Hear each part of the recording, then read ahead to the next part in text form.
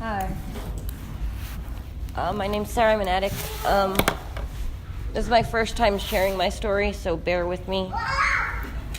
For the most part, I had a pretty normal childhood up until I was about 9 when my parents got a divorce, and that really took a big toll on my life because I wasn't an only child. I have brothers and sisters, but I was the only child in the home and the only child between my two parents, so growing up, I had like the ideal childhood. My parents were together, so when they got a divorce, it really took a huge toll on me. At 9 years old, I shouldn't have even known really what depression was.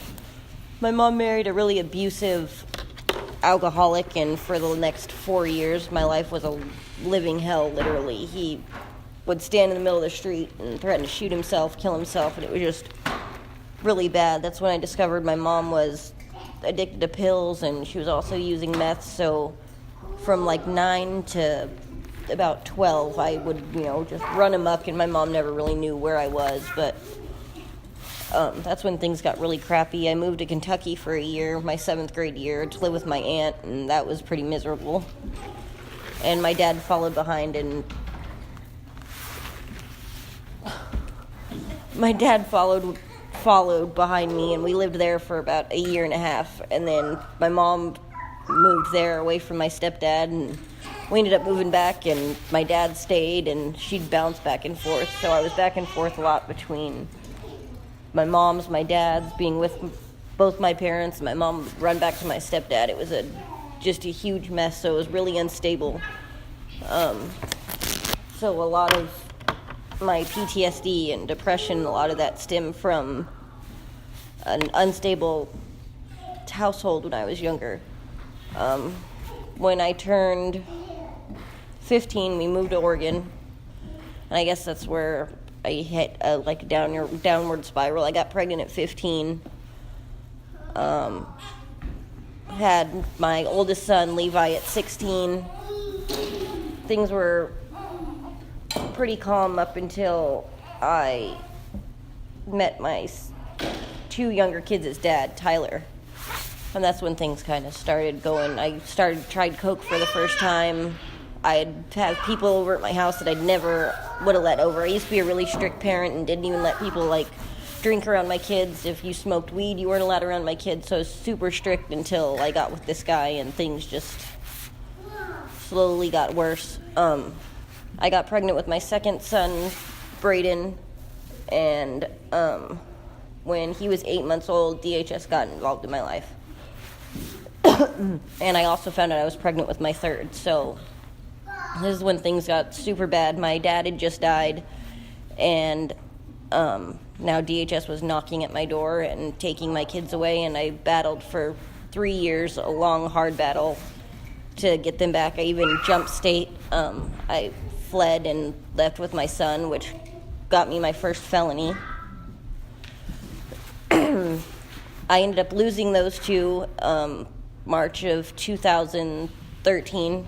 I signed my rights away willingly, because if I would have just kept fighting and have them ripped away, they would have taken every single kid after that.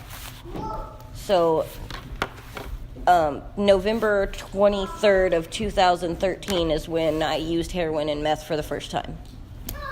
I was at a really bad point in my life. I didn't care if I lived or died or any of that. I had just lost basically all 3 of my kids. I felt like everything had been ripped away from me. I'd been a mom my whole life, from the time I was 16 till I was about 23, and that was all I knew, was staying at home, being a mom, and all of that, who I was just ripped away from me. So I was with this guy who was into drugs, and I'd never touched a hard drug up until this point. And he shot me up for the first time, and away I went for the last, 5 years pretty much. I was in a Walmart parking lot, and I picked up my second felony for possession of heroin. We were in a parking lot shooting up drugs, and somebody walked by our car and called the cops. Next thing I know, cops are surrounded our car, searching our car, and of course, I tried about lying about who I was, and that didn't turn out too well. So I ended up with another felony. I got put on probation. Well, I was already on probation. So I ended up with another 36 months, and I drug out this probation for nearly 7 years. I ran and kept running, and I'd get warrants and keep running, so it was just a nightmare. I just would keep digging myself a hole and keep digging and digging and digging. And there was just no way. I didn't see a way out, and I didn't care if I lived, died, or anything up until I got pregnant with Evan. And then that's the first time I really tried getting sober, and it actually mattered, but that didn't last for very long. But I did stay clean the whole time I was pregnant with him. I got into the methadone clinic,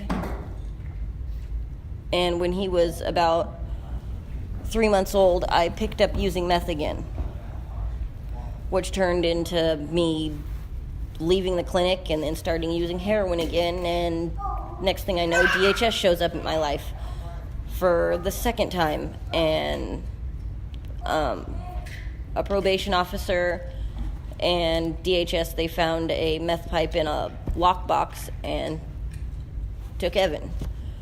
So within this last year, I've been fighting like hell to get him back home, and it was a struggle. When they first took him away, I basically said, fuck it.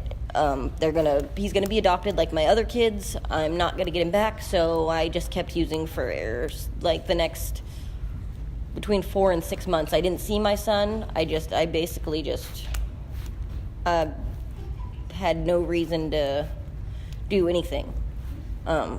Everybody kept asking me why I wasn't fighting for him, and I just, I feel like I had like a nervous breakdown or something. I just wasn't fighting for him. I wasn't fighting for my life. I really just didn't care. I was back at that point where I didn't care if I lived, died, what happened to me, it didn't matter. I started thinking my son was better off without me. The foster parents that he lived with, he had his own room, everything was great for him, so I figured he'd be better off if they adopted him. And it sounds horrible when I think about it now, because I just, left my baby with these strangers and just said, screw it, I'm not going to fight for you, but I'm definitely glad I did. When he was about 8 months old, I started going back to visits with him and started trying to fight to get him back and started to get clean again. And then in March 22nd of 2017 is when I got clean this last time, and it stuck when I found out I was pregnant with our daughter Ava. And ever since then, it's definitely been a struggle, but ever since then I've maintained at the methadone clinic, and I've fought my ass off to get Evan home. It's definitely been a struggle. My caseworker didn't want to let him come home. They already in their minds they were going to adopt him out. That was it. They were going to adopt him out a couple court dates ago. The foster family had showed up. They even wrote a letter to the judge saying that we didn't deserve our son, that we were just going to start using again, and he shouldn't come home, and they should be able to adopt him because they've had him most of his life. And it was a really huge fight. Thankfully, he was placed back with my sister. And then in July of last year, he finally got to come home. And I moved into Iron Tribe, and July of last year he got to come home, and he's been home ever since. And it's been definitely a struggle staying clean. I'm one of those people, I feel like I'll never ever be completely, I've always felt like I'd never completely be off everything, but I've decided now to detox off the methadone clinic here after we move. And I never thought I'd be off the methadone. I thought I'd be like my mom and just stay on it for the rest of my life. But I've decided that it's time. I've used it as a crutch long enough. I don't feel that I need it anymore. But it definitely did save my life. I wouldn't be here today if it wasn't for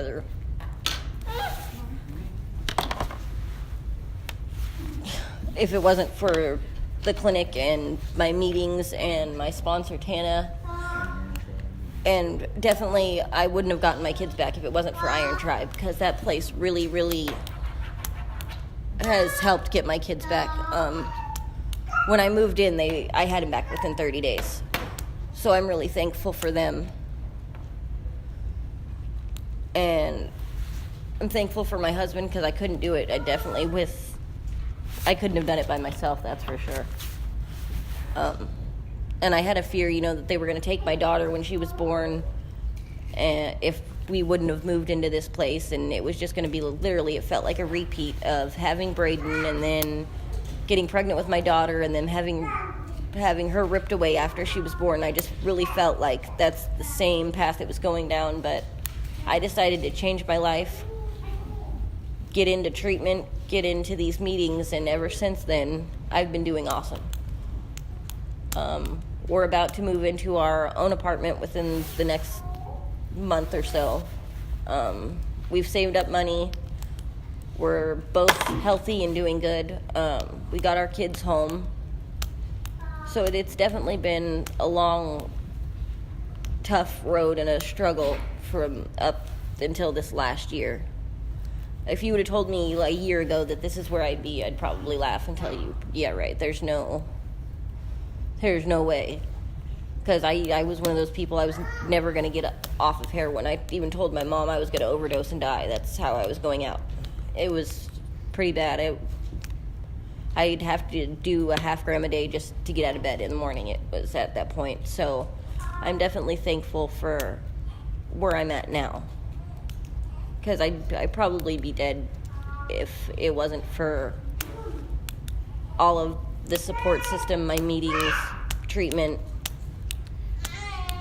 all the support people I have around me. I definitely wouldn't be here today.